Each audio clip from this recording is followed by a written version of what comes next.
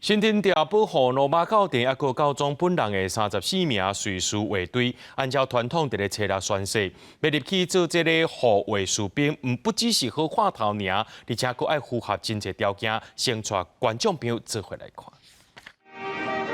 正大声的鼓吹声响，青白暗领，阁有蓝色、黄色、红色小插，明显文艺复兴时期的特色服装。头顶有红帽头盔的教宗新护卫士兵，以庄严阁整齐的步伐，慢慢踏入梵蒂冈圣达马索的内院，按照誓词宣誓入伍。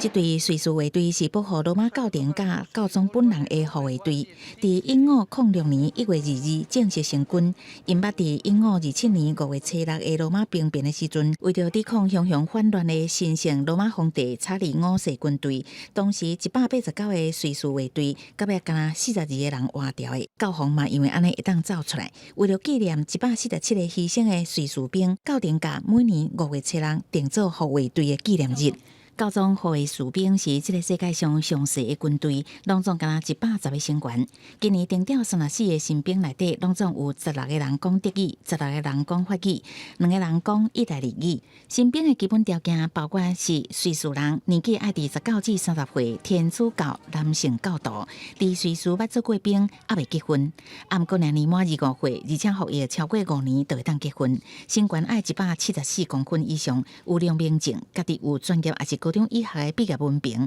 因任职的期限是2年至25年。全世界出名的随侍卫队，伊的制服甲一般军装迷彩服装无共，因是由20世纪随侍卫队的军官朱利斯·雷彭德伊所设计。听讲伊制服设计的灵感是想到文艺复兴时期另外一个出名的画家拉斐尔伊的壁画。Overall, obviously, we look very medieval in this kind of attire.